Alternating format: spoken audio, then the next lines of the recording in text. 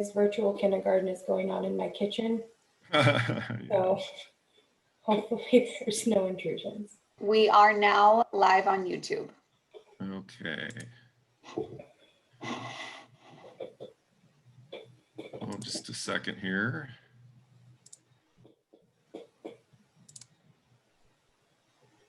Okay, all right. Well, for the record, it is September 25th, 2020, 10 o'clock a.m. We're holding a Zoom hearing right now on some land use permit applications associated with the construction of a dock and the rezoning of some property along Gravelly Lake. My name is Phil Albrechts. I'm the hearing examiner for the city of Lakewood. The format for today's hearing will be, we'll start off with a staff presentation from Andrea Bell from the Community Development Department of the city. And after she's done making her presentation, we'll move on to applicant comments if they want to make any. After that, we'll move on to public comments. And my understanding is at this point so far, anyway, no one has joined the Zoom meeting personally to participate. We may be having some people watching via YouTube. And if any of you want to participate in the hearing and make comments once it's a time for public comment, you can do so either by raising your virtual hand if you're participating in the Zoom meeting, and there should be a button at the bottom of your screen that allows you to raise your hand and ask to participate. If that doesn't work for you, you can phone in, and we have some phone numbers there you can see on the shared screen, which will allow you to phone in and make your comments. Staff has also asked that the hearing will be left open for a couple weeks, right, Ms. Bell? That's still the standard on this one, for 2 weeks. So in case you were unable to participate today, you can still submit some written comments within that 2-week period, and I'll give the applicant and staff a chance to respond to those comments. With those opening statements, I'll hand it over to Ms. Courtney Brunel to go over the share screen there as to some of the technical participation issues, and then we'll jump into the hearing. Ms. Brunel, did you want to address those, or Ms. Bell, or? Thank you, Mr. Albrechts. Yeah. I'm happy to address them. So today we are reviewing 3 permits: the Johnson Shoreline Specific Rezone, Shoreline Substantial Development Permit, and Shoreline Variance. You will have the ability to raise your hand throughout the meeting, but you will only be called on for public participation during the public participation portion of the meeting. So if I do see an individual has raised their hand from the public, we will prompt to allow you to talk during the public participation and public comment period. That's all for us. Thank you so much. Okay, thanks, Ms. Brunel. Just to be clear on which applications we're hearing today, that is, let me see if I can find the file number. Oh, here we go. LU 20-00065, which is for shoreline variance and shoreline substantial development permit. That's for construction of the dock. And then we have a rezone application, LU 20-00031, to rezone the property from R1 to R2. We're combining all those hearing applications into all those permit applications into one consolidated hearing today. So we'll hear from Ms. Bell discussing all 3 of the applications, and then we'll hear from the applicant and public as well. At this point, I'm going to swear everyone in who plans on participating. If there's any chance you'll be participating today, even if you're just going to be answering questions, need you to raise your hand to be sworn in. Do you all swear, affirm, tell the truth, nothing but the truth in this proceeding? I do. All right, perfect. And now, Ms. Brunel, if you could unshare screen so I can share mine and get the exhibit list up on the screen. Let's see here.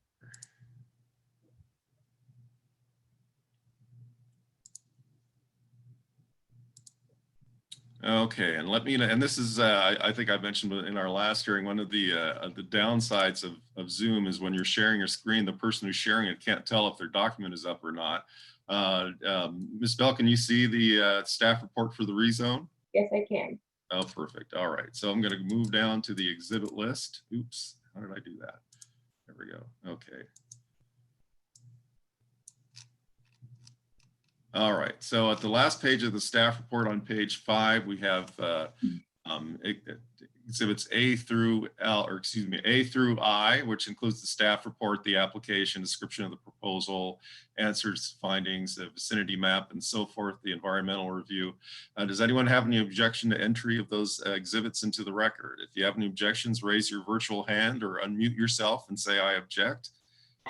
I do see one hand raised, Mr. Johnson, so I'm going to unmute you just to clarify. All right. He's still muted there. Mr. Johnson, Yeah. you need to unmute yourself. We can't do that for you if you wanted to object. Okay, I didn't want, I just failed to lower my hand when you asked people to Oh, raise okay, their all right, hand yeah. swearing in. Okay. And I thought now that. I don't see where I can lower my hand, but anyway, because of the shared screen. There you It's- go.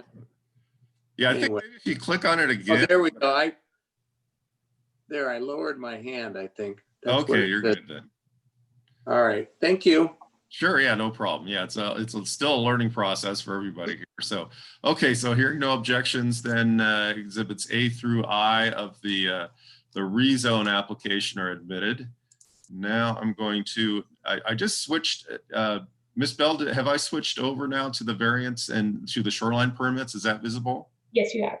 Oh, perfect. Okay, so let's move on down to the exhibit list on that. And that is page 8 of the staff reports. We have exhibits A through H. Any objections over any of those documents coming in? That's the staff report and the application narrative and the water depth report and so on. Any objections? Okay, you can raise your virtual hand or say I object. Seeing none, those are admitted as well. Okay, I think we're done with exhibits. So Ms. Bell, go ahead. Great, thank you, Mr. Olbricks. And just to be clear, so we make sure that I give all clear information for growth projects, I'm going to be reading 2 separate kind of introductions. So please, if you have any questions as I move forward, let me know. Okay. Okay. All right, so good morning, everyone. My name's Andrea Bell. I've been the project planner for the Johnson site-specific rezone and shoreline permitting.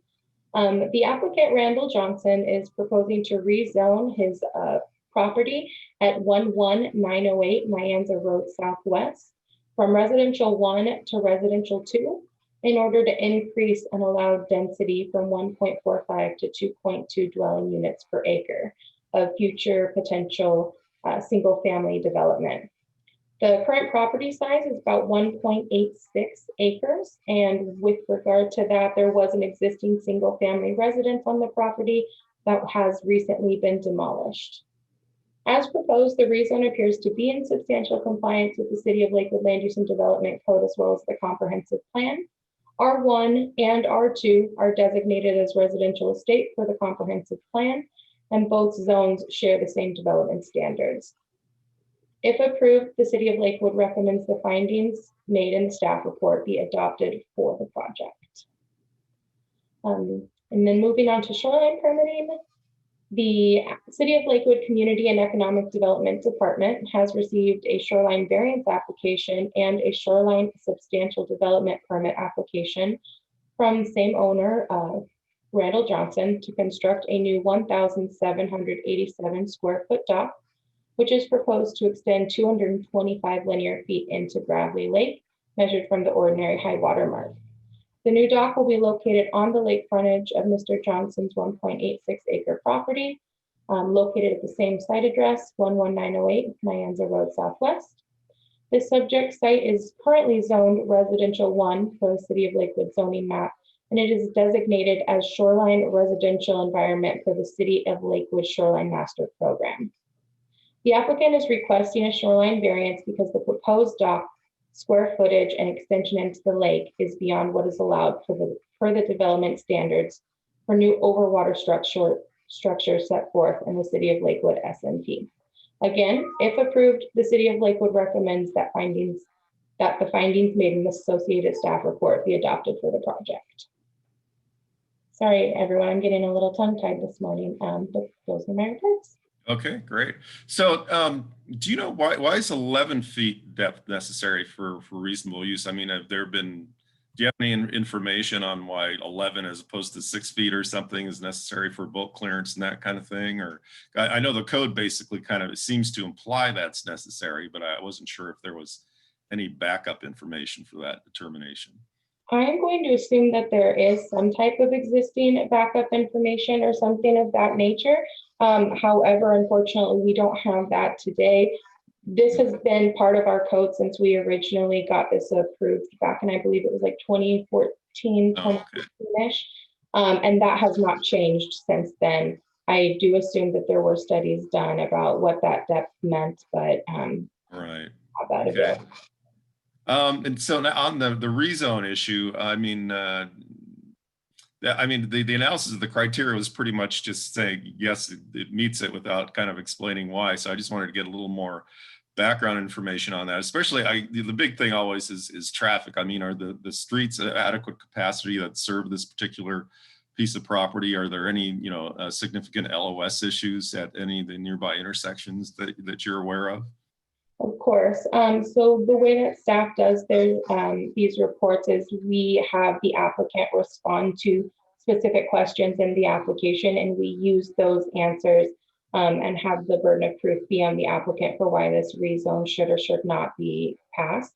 So we utilize the applicant's responses there. For the most part, based on with regard to your question, interlock-in, I don't have specifics. We do have Frank Sawatsky on the call, who is with our Public Works Department, who might be able to provide more information.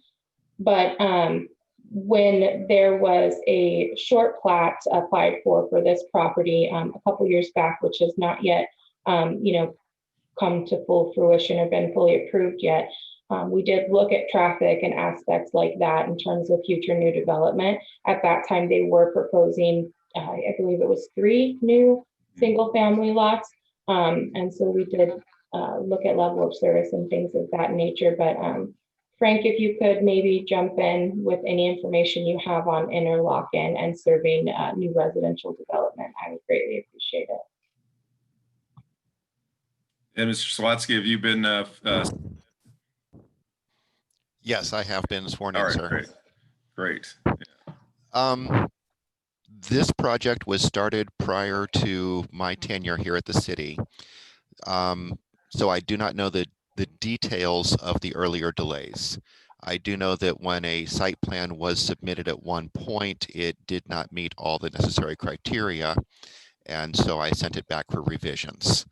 And then during those revisions, this additional plan has been developing. So I do not have the specific information to answer your question. Okay. What about, do you have any just general knowledge of the streets operating in the vicinity? Are there any significant LOS problems for any of the intersections, that kind of thing? Do you know at all? Or there are not. The streets are all operating according to the levels we want, and this development with 3 additional single-family residences will not create traffic, will not generate traffic that will have any noticeable impact upon the surrounding traffic patterns. Okay. Yeah, and I think it's actually what they're going for is 4 with the obviously that's probably not going to make a difference either. I'm looking at the standpoint of a lot of these rezones, they're each small individually, but cumulatively they could have an impact. What I'm getting from you is it looks like there's plenty of capacity there to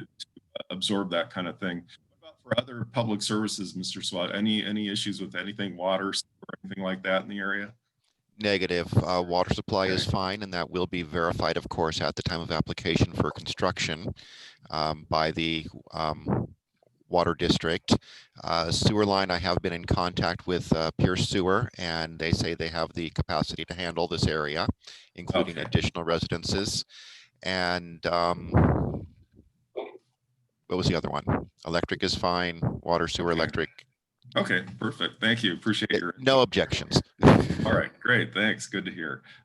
Ms. Bell, do you have the zoning map for the area that you could show us on the share screen? Is that in the PDF you've got up there?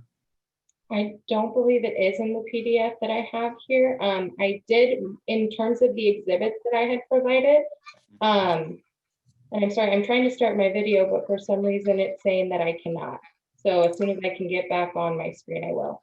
Okay, I might be able to actually show it. Hold on a second.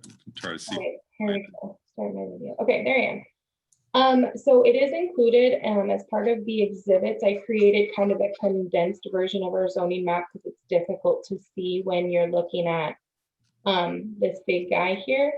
Yeah. But as you can see, for the most part, this site is surrounded by R1 zoning. Primarily residential estate exists around a lot of the lakes.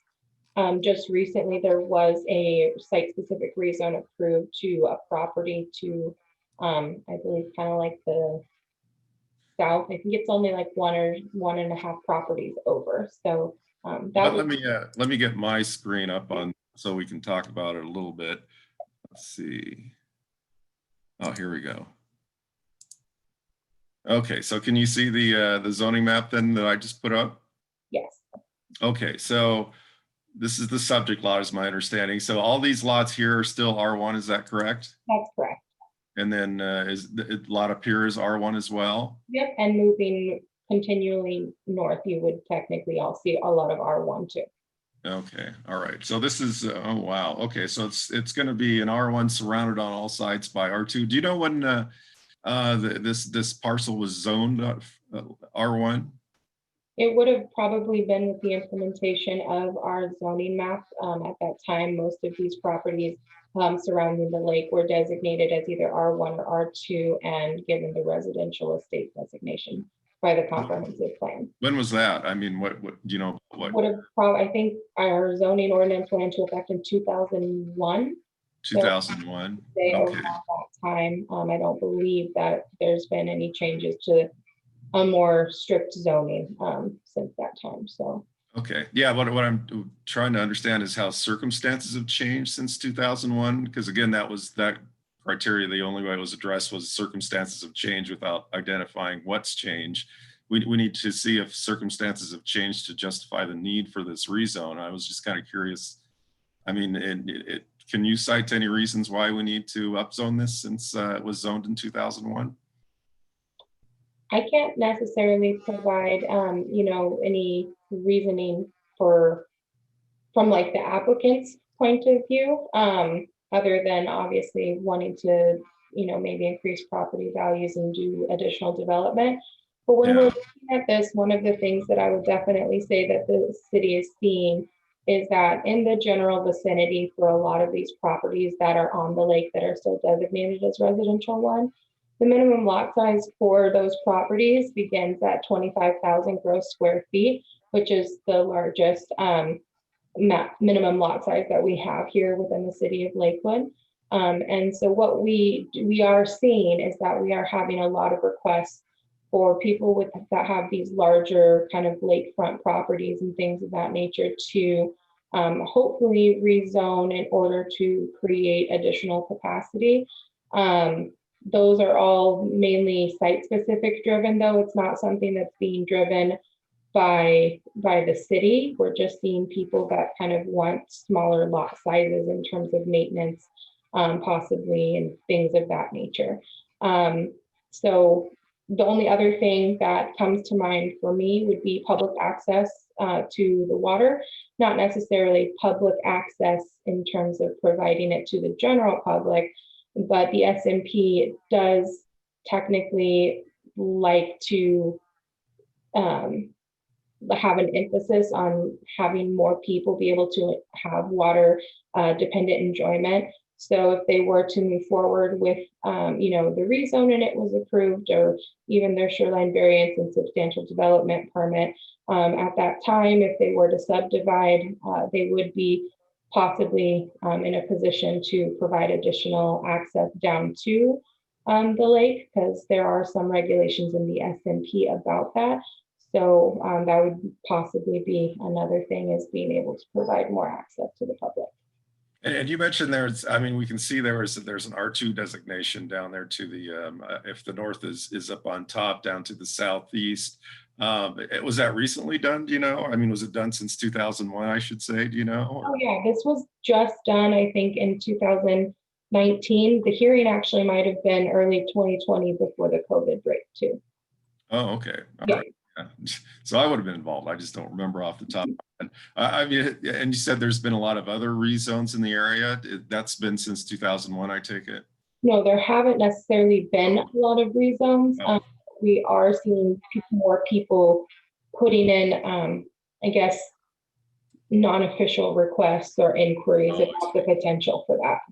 Okay, and how's the city in terms of meeting its GMA growth targets? I mean, do you need to do more rezones in order to meet them, or not? We do have housing targets that are outlined in our comprehensive plan that we are looking to hopefully meet. I think the target years, I want to say 2030 possibly. And with that, we do need more single family residential development. And so in a sense that would, this rezone would technically support that. I mean, is that a need that's increased more since 2001? Because again, we're looking at a change in circumstances. Is that? Yes, it has. It's a need that's increased since 2001. I believe we just did a comprehensive plan update with that information here within the last 2 or 3 years. Oh, I see. Okay, so you discovered in that update that you need to have more single family development in the city. Okay, well, that's a good one. Okay. There we go. Okay, thanks, Ms. Bell. Appreciate your input. Okay, let's move on to the applicants. I see we did have somebody with a raised hand. Was that Mr. Becker or something? Are you here on behalf of the applicant? Yes, I am. I did want to point out that directly. Oh, I'm sorry, Mr. Becker, have you been sworn in? We just want to make sure for the record. Yes, I was here when we swore in. Okay, great. Go ahead. Directly to the east, on the other side of the road there, that abuts the property, it is residential 3. Just wanted to make note of that because, well, density-wise, it would kind of fall within the R2, R3 area. That's right. Yeah. I mean, did you have anything to add to the change in circumstances situation, or because I mean, we need to have some valid reasons why this is necessary to upzone. The courts are pretty strict about, you know, that in order to preserve some stability in property values and that kind of thing, that rezones are only justified as necessary because things have changed since the original zoning designation. That's why I've been placing a lot of emphasis on it. The analysis the applicant put together didn't identify any, so I'm just trying to, you know, if there's anything in the record to support that, it would really help at this point. Andrea pretty much covered everything. Okay, all right, thanks, Mr. Becker. Appreciate your input. Anyone else here on behalf of the applicant want to say anything? Okay, moving on to public comments at this point. And Ms. Bell, do you see any members of the public yet that might have joined in since we started? It doesn't look like it. I don't see anybody. Okay. Yeah, I think we're, well, there is one person on a phone number. Courtney, do you know who that is, or if they're a member of the public? I do not. I would invite, if they are interested in making public comment, to please raise their hand. I see a number ending in 242. Okay, but no raised hands at this point. Hold on a second. I'm trying to, oops. No raised hands at this point. Okay, all right. Now, do you, is my screen sharing again there with Andrea's contact information? Andrea, is that up? Yep, that is up. Okay, yeah, again, if you're on YouTube or something and you can't figure out how to get involved, go ahead and email or telephone Ms. Bell there. We've got her contact information. If you want to look at the exhibits that we've been discussing, I failed to mention earlier that if you need to look at them, you can get to them at this web link here. I think, Ms. Bell, are they up at this point? You said that you were in the process of getting it up. I wasn't quite sure if you had it up by now or not. We sent an urgent email out before the hearing started, and I'm just waiting to hear back from our receptionist that it's posted, all right. But it will be up within the hour. Okay, yeah. So if any of you, you know, need to see those exhibits, go ahead and go to that link. It should be up within the hour. And if actually, if you still had an objection to it, since I didn't mention before how to look at them, just email Ms. Bell with your objection, and then I'll rule on whether or not the exhibit should be admitted or not. If for whatever reason I rule that it shouldn't be admitted, the applicant will have an opportunity to, you know, submit additional documents to make up for that loss. But anyway, in the absence of hearing from anyone who wants to participate at this point, I'll go back to staff rebuttal. Ms. Bell, any final comments you want to make today? Nothing at this time.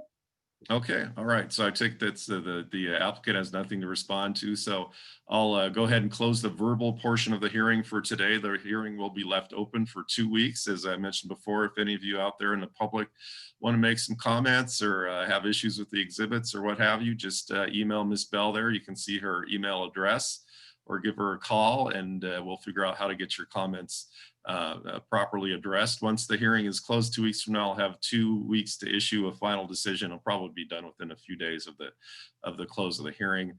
And that decision, will have an appeal statement that identifies how it can be appealed to council or the court. So with that, I appreciate all your participation, and we are done for this afternoon. So have a great day.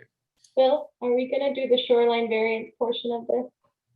Oh, I thought you had covered all that in your, because as I said, this is all consolidated into one. Okay, great. Then that's perfect. Okay. Oh, pardon? Did you want to add some comments, Ms. Bell? No, I think with my presentation, that was everything. I just wanted to make sure that there was a Okay. clear divide in the two different things. Oh, okay. Yeah. I mean, in case if there's any confusion out there, again, if any of you from the public wanted to say something on the variance or the rezone, please, you got 2 weeks to submit your comments, and same with applicants. If whatever reason you're confused about, we were just talking about one application or another, you can still say something now. And I'm not seeing that anyone wants to say anything. Yes, I'll go ahead and close the hearing. Again, thank you, and we're done for this afternoon. Okay, thank you.